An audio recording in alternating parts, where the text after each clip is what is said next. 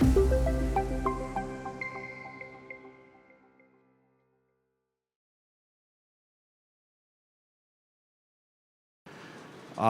name is Brian Knight. I did $3.2 million last year in a crowdfunding campaign on WeFunder, and so I know a little bit about what we have to do to raise funds in crowdfunding. But Nicole, she's an incredible person, and what she's raised last year through crowdfunding, it's a really good story. So go ahead, Nicole. Introduction. Talk for 30 minutes. Yeah. So for folks who don't know, thanks for coming. So my name is Nicole Paulk. I'm the CEO and founder of Siren Biotechnology. We're an AAV gene therapy, but oncology. And we kind of embarked on a pretty wild endeavor last year, trying to do the impossible, raise money in this impossible market. And decided to kind of add to our normal fundraising mechanism, right? We had also, right, fun fact, we had also raised $20 million in a Series A from like normal institutional investors. But in addition to that, wanted to see if we could do a crowdfunding round to bring in additional capital on top of that 20 million from patients. Fun fact, prior to January of last year, I had never even heard of this fundraising mechanism. I didn't know what a community round was. I didn't know what Reg CF was. And someone on our cap table told me about it, and they were like, "Oh, have you ever considered doing a community round?" And I'm like, "What? What is this?" Had never heard of it before. Kind of got up to speed over the course of a couple of months, talking to advisors, talking to counsel, and being like, "Are you sure this is legal? Like this is really a thing? Because we're a private company, and you're saying that we can raise money from retail investors as if we're public?" And they're like, yeah, it's completely legal. Every 12 months, the SEC changed the rules. I mean, technically this became legal back in 2016, but in 2021 they increased the amount that you can raise as a private company. It is now up to $5 million every 12 months as a private company. And you can raise that from non-accredited.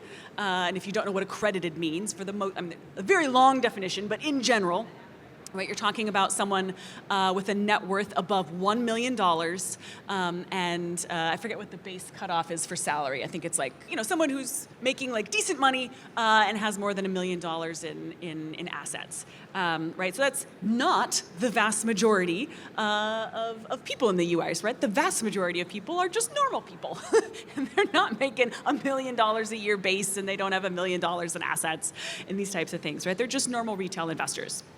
And those are non-accredited. And normally, right, you cannot have those folks join as an angel in your Series A or your seed, right? You have to be an accredited investor in order to make an angel investment. And so, we kind of got up to speed on what this even meant. How do you set up something like this? What are the mechanics? Realized that there really weren't a lot, if any, kind of biotechs, much less like card-carrying therapeutics biotechs, as opposed to like a diagnostic or a device, something where I can give you a physical thing that you can hold as a user. There just weren't really any therapeutics companies out doing this, and so there was no one to model, and so we were like, well, the scientist in me is just fascinated that this is a thing, and I want to run the experiment to see, like, could we run a crowdfunding campaign, and would patients, because that's who we presumed the main investors would be, and it ended up being that was true, but like, would cancer patients be interested in investing in a company, right? These aren't donations the way that like a GoFundMe or something is a donation, or a philanthropic donation to like a society or a foundation, these types of things, right? These are actual investments, right? They are getting preferred shares. These are not, right? I have common shares. I don't even have preferred shares, right? These are preferred shares the way that all of our institutional investors, Founders Fund, Lux Capital, like all of our normal institutional VCs, it's the same shares. These are preferred. like, would that be interesting to them? Would that be not interesting to them? Would they kind of understand the timeline, right? This is not a, you're going to invest and 6 months later you're going to see a return, right? We're not an app. And so we really wanted to just kind of run this experiment and find out. We didn't know before we started if it would work and if people would be interested. It was very much, like, quite literally, thinking about it as a scientist, it was very much an experiment to see, would this resonate with folks or would this kind of fall flat? And we were really kind of willing, and I think because we had closed a Series A and had a bunch of funds and we weren't like, 2 minutes from being cash out kind of a thing, because we had so much money already, we had the time to kind of run the experiment and just thoughtfully attempt some things and just try to see, like, would this work and how does it work and what works and what doesn't, and kind of had time to run those experiments, and lo and behold, it worked last year. Yeah. And it was very successful last year, actually, on WeFunder. What is it, 4.2? It was about $4.3 million in like 10 weeks, something like that. Yeah, it was like 8 months and very weeks, successful. Not months. Yeah. Weeks. Yeah. It feels that way. What did it take to actually get there? Like, actually do the campaign and get ready to be there and everything else? Yeah. For the most part, quote unquote, there aren't too many rules. This is very different, right? This is much more tightly regulated by the SEC. The SEC cares very much, as they should, about retail investors and about non-accredited investors and making sure that you're not out making unsubstantiated claims and these types of things. And so on the back end, before you can ever launch your campaign, right, you actually have to do some legal filings with the SEC, so things called like a Form C. And this is a pretty open kimono filing, right? This is not something you just willy-nilly do. And it's quite literally, it's like you're showing your books. It's everything you've got. It's all your dirty laundry. It's how much cash you have and what your runway is and everything that's happening at your company and everyone who's on the board and all the employees. And it's all the brass tacks about your company. It is everything about your company. And you have to file that publicly with the SEC, and that has to be posted on your campaign. So it is exceptionally public. So, if you're 30 days from being cash out, honestly, you're probably not a good candidate for this because it's just going to be too public. So there is kind of a persona that you need to be a good candidate for a raise like this because it is so public. You have to declare all of these things that, although you would declare as part of your disclosures in your formal normal fundraise process, right? You would do that late after you've already signed your term sheet, these types of things. This is up front. So, if you're 30 days from cash out, not only is this probably not a good mechanism for you, neither is probably institutional. You got to go get a safe tomorrow, kind of a thing. So, on the back end, kind of timeline-wise, how long it takes to set something like this up from a legal perspective, like getting all the filings to the SEC ready, getting your counsel's going to have to review these. This has to get board approval. Your board actually has to sign off on the filings that go to the SEC. It cannot just be you as CEO. The majority of your board has to sign off on these things. Counsel has to review it. All of this stuff. You have to get audited. So if you haven't yet been audited because you're a teeny tiny small startup and your board hasn't asked you to be audited yet, right? You have to get audited for the first time. So if you've never done an audit, right, that is a whole bag, right? That is a whole process. And if like your books aren't already like nice and tidy and in order, you gotta do the kind of back end work to get that stuff ready to roll so that you can pass the audit, so that you can get that clearance document, so that you can file your Form C and these types of things. So I would say if you've never been audited, I would budget at least 1 to 2 months to kind of go through that process because you won't be very good at it because you haven't done it before and like your books aren't like as neat and tidy as they should be. But that's also a good, it's a good process to kind of run through to kind of get ready on the back end. Having nice clean books is always a good idea. Right, but that's going to take you 1 to 2 months. And then once you've got that in order, then you got to get the kind of Form C filed with the SEC, board review, all the things. I would budget at least a month for that. So on the back end, I would say at minimum, you are probably looking at 2 to 3 months of work, not like around the clock work, but 2 to 3 months of time will pass from like the moment you decide, I'm interested in doing this, to when like realistically you could launch your campaign. On the cost side of things, right, you're going to have to pay your counsel to draft up that Form C. You're going to need to pay for the audit. You might need to pay for some additional specialty counsel to kind of help you review some of these things if you've never done one of these big filings before. So I would say you're in the low tens of thousands, like $10,000, $20,000, $30,000 that you will probably need to spend, with no guarantee you'll get it back, on the front end to kind of get yourself logistically, operationally, legally ready to be able to launch your campaign. Also, like getting your campaign page ready. We happen to launch ours on WeFunder. There are other programs. I know you guys were on Start Engine as well. So there are many different platforms where you can like launch and raise your campaign. We were at the higher end of that. I think we could have done it for less, and that's just because we didn't have anyone to model to kind of tell us, you need to do this, you need to do that, you can skip that and that, that's not important, double down on that. So I think if I had known all of those things, I think you could be much closer to like the 10,000 end of that than what we were, which was much closer to like, I would say like the 30,000 end of that. But that's just because we were noobs at this and didn't know. So 2 to 3 months, probably low tens of thousands of dollars to kind of get up to the moment where you can launch the campaign. And then that's when the hard part actually begins. That's actually running the campaign and getting that up to operational. But on the back end, that's what you should be kind of planning. So if you don't have, for example, like 2 to 3 months of runway, this isn't for you, right? You don't have the time that it will take to get you legally ready to be able to launch a campaign like this. So just, it's kind of one of those like Goldilocks, like you need enough money and enough time to give yourself enough money and enough time to get ready to launch something like this. So if you're cash out in like the next 2 to 3 months with your cell and gene thing, whatever it is that you're working on, this probably isn't the mechanism for you. Versus if you have like a year or two of runway, even if it's modest, then like, okay, then you might be a good candidate for something like this.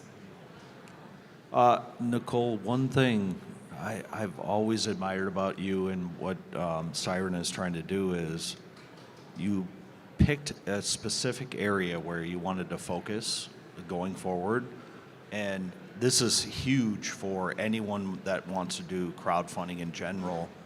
You have to find a community of people that care about what you're driving towards and what you're trying to do. It absolutely is a go-to-market strategy. So if you think you're sitting back there and you're like, oh, I'm not going to be in market for 3, 4, 5 years. No, you're in market now if you are crowdfunding. Talk a little bit about how, like, why you decided to focus on brain and all that. Yeah. So on our end, right, our Siren 101, right, our universal AAV gene therapy that can be used to treat solid tumor cancers, we were very interested in the brain space just because, I mean, really a multitude of things. Right, there's already so much clinical evidence for using AAV gene therapies in the brain. We've dosed literally thousands of patients now for all sorts of different, neuromuscular and neurodegenerative indications and these types of things. So many of the things that everyone here is working on. So there was all this clinical expertise already in the brain using AAVs, including with local delivery, which is how we deliver ours. There's really no competition in the brain cancer space. It's one of those solid tumor spaces where there's not a lot of competition like you see with breast cancer and lung cancer and colorectal and some of these other like very, very, very competitive spaces. And so having not a lot of competition makes it nice, but it's still a large market indication relative to what many of us historically think of AAV gene therapy disease kind of indications, where it's like there's 200 patients. Right now there's 200,000 patients in just the US market. So now you've got this big market, lots of patients, a huge opportunity, huge unmet need, not a lot of competition, established kind of clinical expertise with using this modality in the brain, granted not in oncology, but using this modality in the brain. And so we thought it was kind of like a perfect sweet spot for a place to start. And what was interesting to us is we didn't know whether or not patients would also be excited about this. We knew that like institutional investors were excited about this, corporate strategics could be excited about this, but would patients be interested in investing? And like genuinely, we did not know, like, would a patient be interested in investing as opposed to a donation, as opposed to offering some other kind of help or service. An investment is a very unique thing. Are patients interested in investing in a company as opposed to just, reading your papers and monitoring your social media and attending an event, obviously like participating in your trial, but would they also be interested in investing? And we just did not know the answer to that and wanted to kind of run that experiment ourselves and see. And if they were interested, what were the polls? Like what was the copy, right? Like if you made a website or you made an ad or you made a video or you made a webinar, like what were the things that resonated with folks? Because we would often ask afterwards for advice and kind of surveys and things and be like, what resonated with you and what didn't? And it was very interesting to hear back because it's completely different. It's like almost a non-overlapping Venn diagram between what got patients excited and what got like our institutional VCs excited, right? And that's also a very interesting challenge when you have to think about like, what's in your deck kind of a thing.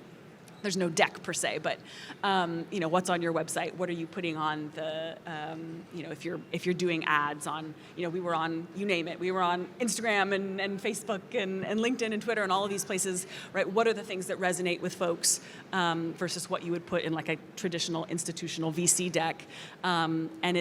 They're almost entirely non-overlapping, right? What gets patients excited and interested has nothing to do, or often, I shouldn't say always, often has nothing to do with like the mechanics of the investment and, how long until, this particular readout is going to be and how many patients are there and what is the unmet opportunity and, break us down all of these different, model numbers.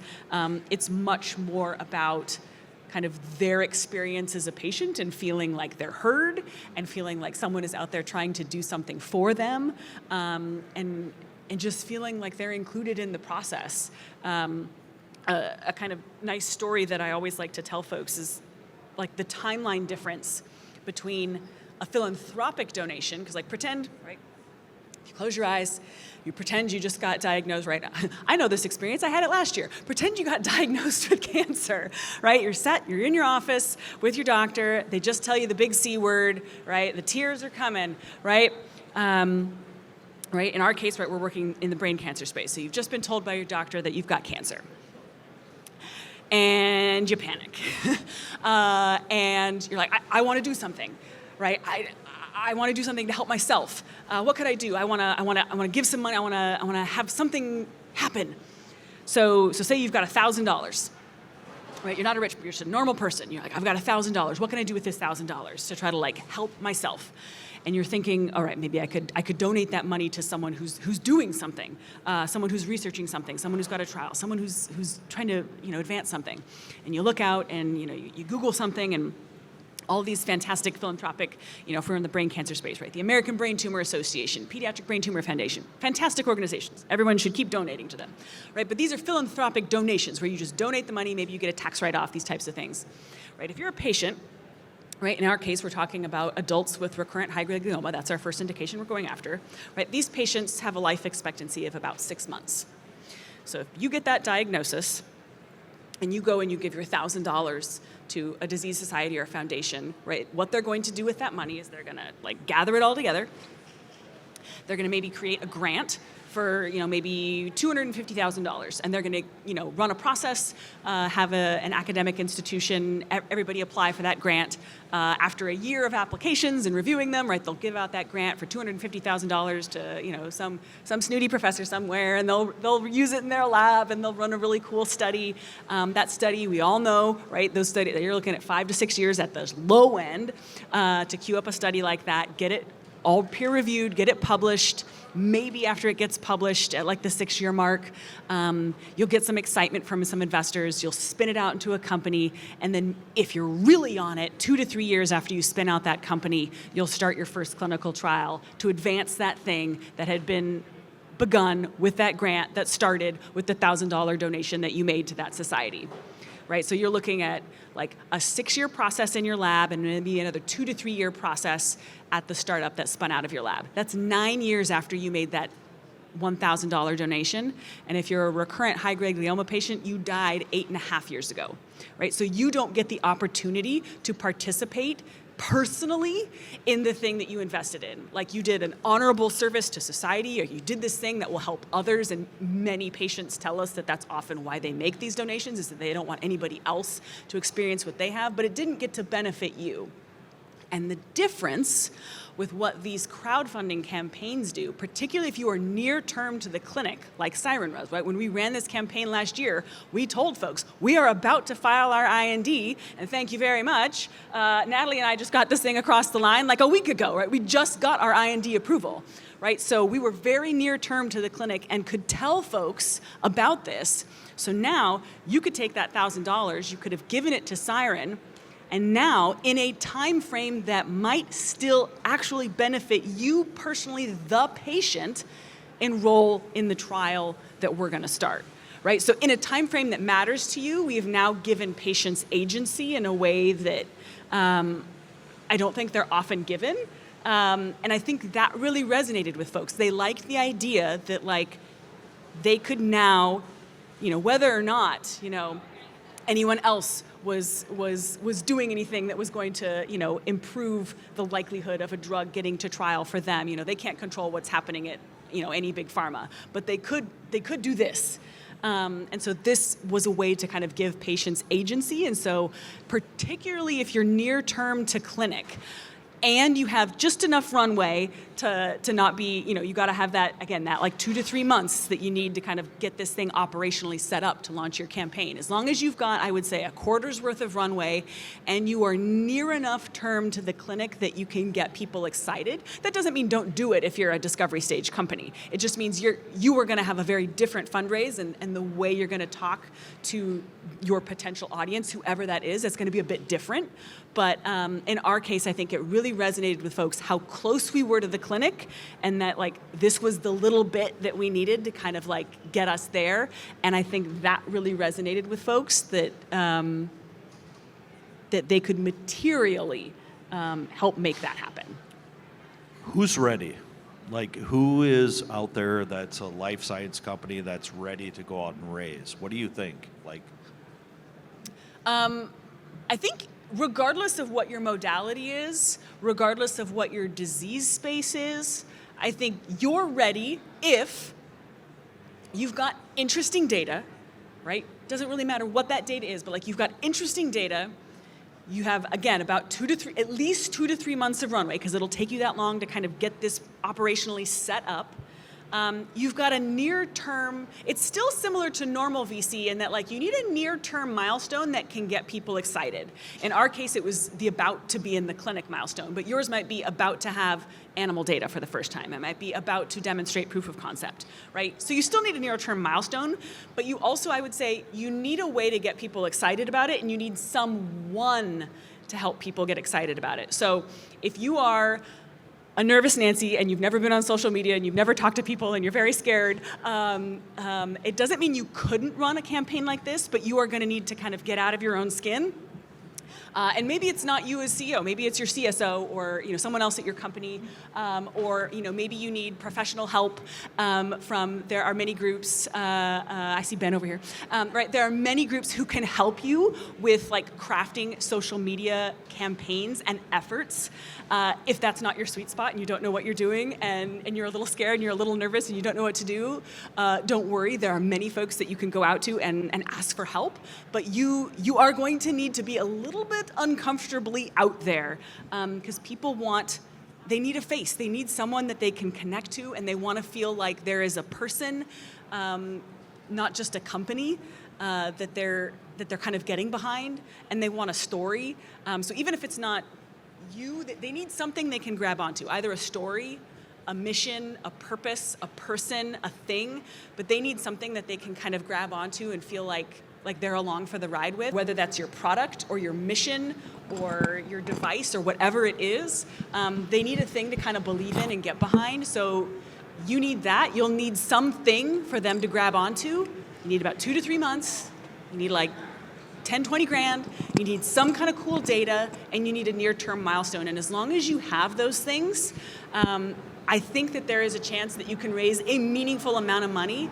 And the other really thing that can really help you is if you have whether you already have a network, I hate that word, but like whether you already have a network or you just have a plan for like a way to get to one, whether that network is like something like this, like all of us, or it's like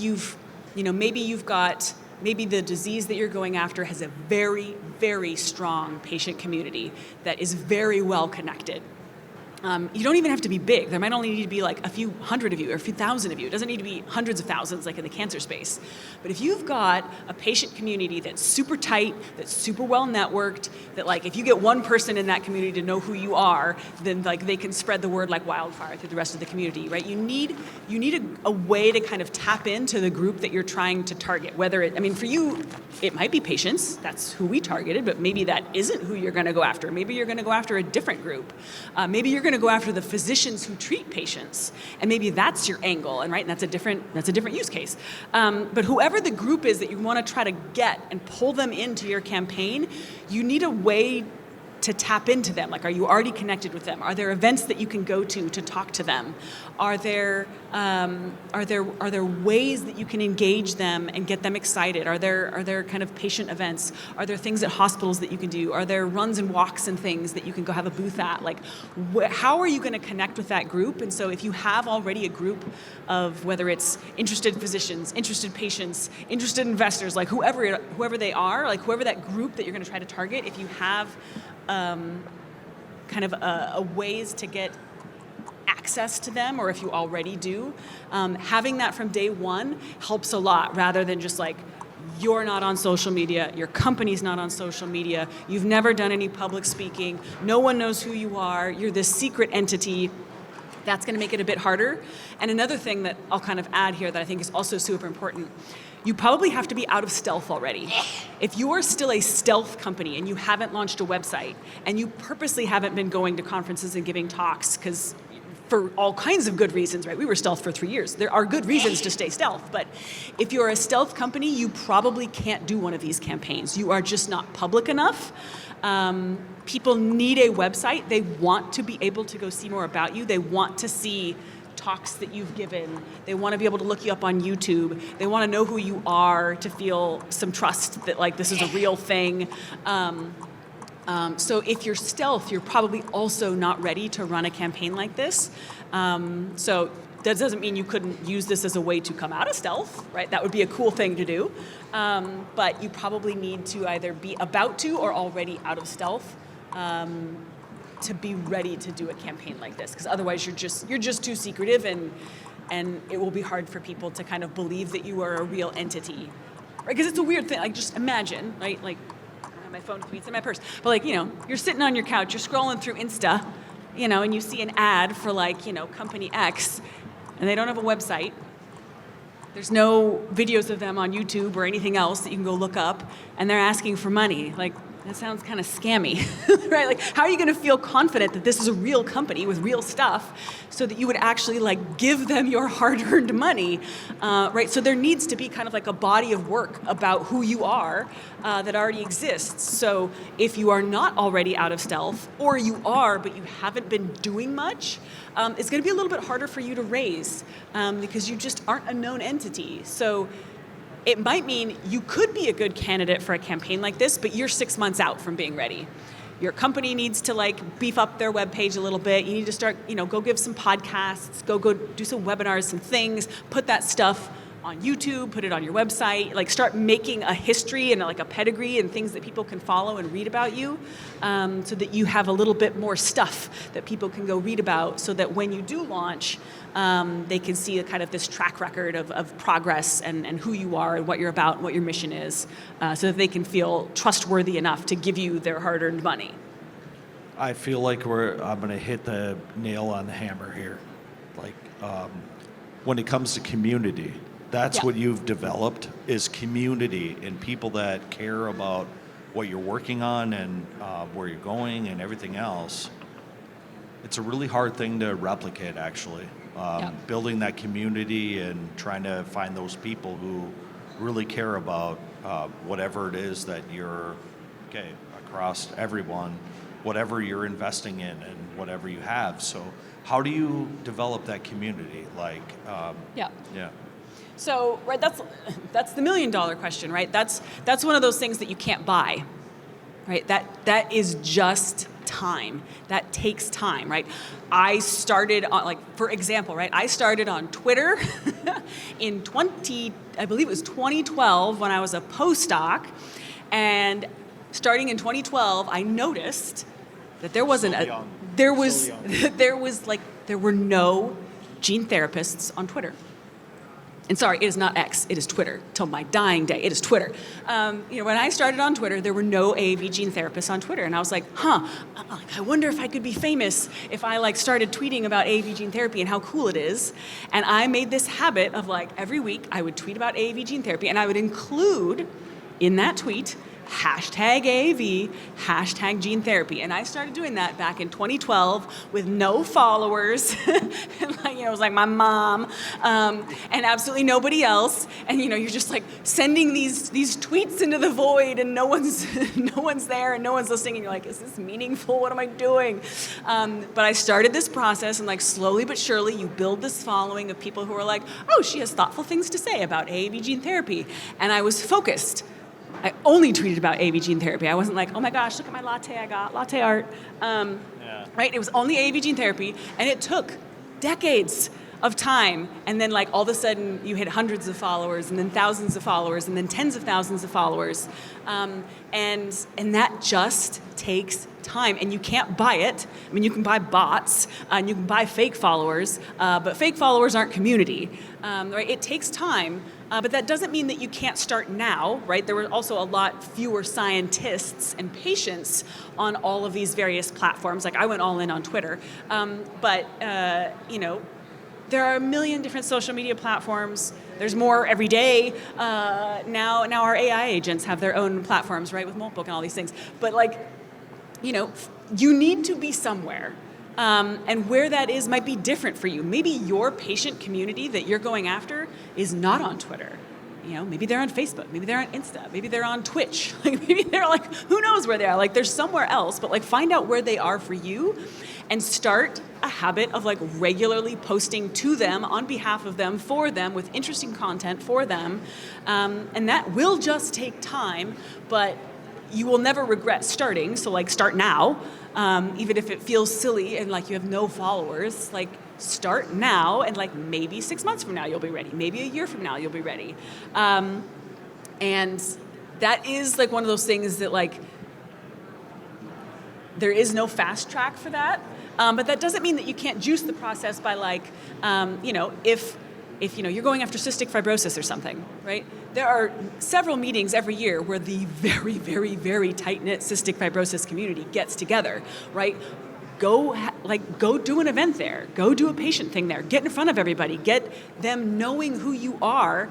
And in a single weekend at one of these big events, you could make sure everyone knows your company's name and what you're working on and what your drug is or your device or your diagnostic or whatever it is you're working on, right? So it's not that you can't juice this process and speed it up. It doesn't have to be all this grassroots, very slow process like ours kind of built up.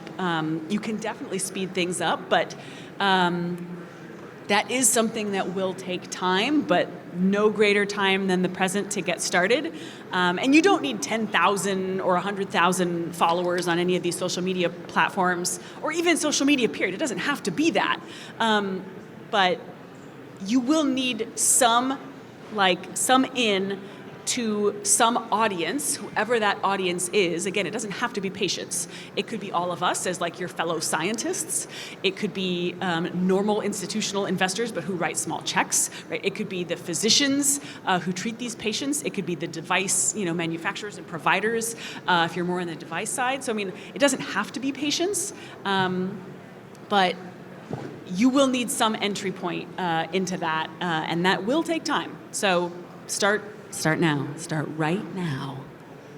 And one of the things you talked about at the beginning was your journey into doing crowdfunding and why you even went there. And I'm reversing course a little bit back to the beginning. Yeah. Why did you do this?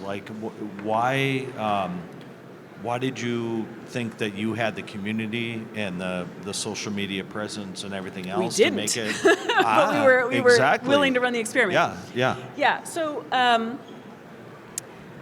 I first heard about this in January of last year, and as we all know, right, the market was as trash then as it is this year as it was 2 years ago, right? We've been in a biotech winter here for about 3 years. And I was just fascinated at, like, when I just, like, oh, you can raise from non-accredited retail investors. And I'm like, what? What world is this? Are you sure this is legal? And they're like, I'm 100% sure. Talk to counsel. Everyone's like, yep, it's just not done in bio. Because, you know, the thought was, right, our timelines are too long. Right? Like, it's not like, you know, a traditional tech play where, you know, you might be revenue generating in 6 months, right? There's no biotech on earth that's going to be revenue generating in 6 months from the day they start. So the thought was just, well, the timeline doesn't match up, and so definitely no one would be interested in investing. Like, it was just kind of like a default de novo assumption. You know, we had folks, not even our current investors, but like just prospective investors who were like, well, it'll look weird. Like, why would you do this? Biotech doesn't do this. It'll look desperate. It'll look odd. Like, you just raised $20 million from like marquee institutional investors, so why would you do this? It just looks odd. It's not done. And I was like, I'm not really concerned about the optics of it. I'm just curious. Like, this is so fascinating. This is this additional, right? We're all looking for ways to raise money. Right? You can raise money from pharma, whether it's from upfronts from a partnership deal or some kind of like research collaboration or corporate strategics.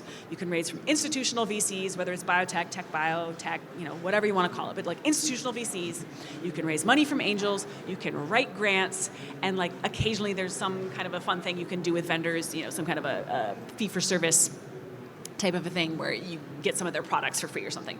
So like those are the ways that you can bring in capital. And this was an additional way that I had never heard of. And so I was fascinated at this idea that there was this completely legal way to raise funds that just no one in biotech was doing. And I'm like, one of two things is true.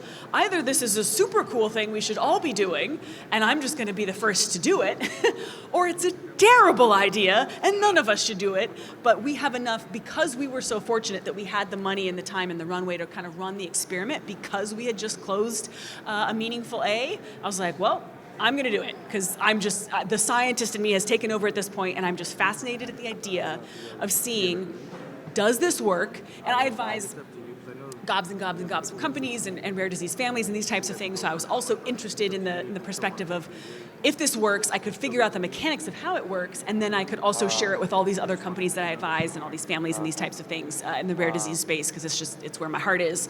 So I was like, whether or not this works, I can figure out just like the mechanics on the back end, and like we had the time and the money.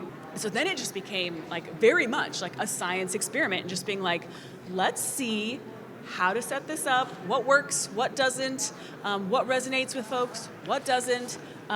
If it doesn't work, we'll shut it down after like a month or two and just kind of pretend like it didn't happen. If it works, I'll shout it from the rooftops and tell everybody, you know, how to set their own up. By the way, I've recorded like a 2-hour-long webinar on like brass tacks, like this is how we set stuff up. Here's example copy that we used in ads and how we structured things for LinkedIn versus Twitter versus Insta versus Facebook. We've put it everywhere. It's like on our website, on all of our socials. So just go watch that 2-hour-long form webinar that has like a lot of really good like brass tacks, in the weeds tips on like, here are example ads. Here's why we set it up this way. We beta tested, like true, like textile beta tested. Like, we'll take the exact same ad and we'll run it with like a black background versus a white background. Does different copy resonate with folks better in like the morning versus the afternoon? Do we get more views on weekdays versus weeknights versus weekends? Do folks like hearing from the scientists in the company, or do they like hearing from me as the CEO, or do they want not anybody talking, they just want to see data, or they want to see like a little video or schematics, these types of things. And so we ran all of these little experiments and then like actually ran the numbers on these things to figure it out, and was completely blown away at kind of this additional way to run experiments and not the traditional way that we all think about. And it was just so fascinating to see how completely different things would resonate with the patient community versus a physician community versus an investor community versus a big pharma community. And I think particularly now in this modern world where, like, fun fact, China ate your lunch yesterday. I don't care who you are, I don't care what your modality is, I don't care what disease you're going after, like China ate your lunch yesterday. So you need to come up with a new way, like as whatever your company is and whatever you're working on, you don't get 15 years anymore and $2 billion. Like, you don't. Like, you need to go 0 to 1 in single-digit years, and on the lower end of that, like 4, 5, 6 years, for hundreds of millions, maybe even $100 million. Like, how can you get your product to market for these patients in a much faster amount of time with a whole lot less capital? And I think in this now new, more kind of like engaged world, patients need to be brought into that conversation a lot earlier, a lot faster, a lot sooner, and not in like a fake gimmicky way, like, oh yeah, we have a chief patient officer who just handles comms when patients reach out. You need to like meaningfully bring them into the conversation, and I think this is a cool way to do it. Like, they're on your cap table now, right? They are shareholders in your company now. And so you need to deliver for them, not just as shareholders, but now as patients as well. And so I think this is an interesting way to kind of bridge this moment where everything needs to happen faster on behalf of patients, so that you can still be a competitive company in a world where, we've got, startups in China that are able to get to clinic in, a whole lot less time than traditional kind of U.S. companies are. And so I think as we have to move much faster and do more with less, I think this is an interesting way to do that and to bring patients into the conversation much earlier. That's great. Can you put a little bit of context around why you arrived at being on WeFunder and like what the process was around the legal and the accounting parts of that? Yeah. There are a lot of stepping stones to get to Yeah. Reg CF, and so. So there are many, many, many different platforms. I'm not even going to try to name them all. There's probably a better part of a dozen at this point, different platforms where you can actually like launch your campaign on. And there are subtle differences between all of them. The main things I would just say are, they'll take a percentage. So that is like, whether it's a flat fee or a percentage of what you raise, right? That's something to negotiate. But also kind of how their platform operates and how many investors they already have kind of in their network. And the biggest thing for us, and the reason that we went with WeFunder, was just that they had the most investors already in their platform. Right? So there might be a platform that, say, has, we have 30,000 investors already who have invested in some campaign on our platform versus, someone who's got millions of investors already. So in our case, we went with WeFunder simply because they already had the largest number of investors who were already on the platform, actively investing in other startups. And when you launch as a company, once you hit a certain milestone, I forget what the milestone is at WeFunder, I think it was like $50,000 or something, but once you hit a certain milestone, don't quote me on the number, then they'll send an email out to all of the investors in their portfolio and say, like, hey, we've got a new company on the platform, check them out, they're cool. And so we wanted that email to go out to the biggest number of people. And so for us, the existing size of the network of like their network of investor base, the size of that was really kind of the driver for us on picking WeFunder. But there are many other platforms out there. Like, go do your due diligence, check them all out, chat with all of them. But that was kind of a driving factor for us. And then kind of on the brass tacks, like legal and accounting side, needing to get audited and needing to make sure that legal had kind of helped prepare us for the Reg CF. We had never filed a Form C before with the SEC, so that was like a completely new endeavor for us in figuring all of that out. And, corporate counsel very much needing to help us, like, hold our hand, like, all right, here's what you disclose, here's how you disclose it. These are like the mechanics of it. We did not know, and that was very much like a learning kind of hand-holding thing. But no matter who your counsel will help you do this, so don't worry. You don't need to know how to do this. Like, there are professionals who can help you do this and help you actually load it onto the SEC website, these types of things. So you don't have to know how to do it, don't worry. You will just pay your counsel and they'll help you do this. And if you take one piece of advice from this, it's you need to talk to your board and your legal counsel before you do this, and make sure you're set up on the back end legally to kind of set this up the right way before you do it. We did get the sign. Oh, we got the thumbs up? Yeah. All right. I think we're done. Pulling the mic. Appreciate it. Thanks for. Hope that was helpful, you guys. Yeah. Follow up with us if you guys have questions about crowdfunding. Absolutely. Ready to talk. So have a good one.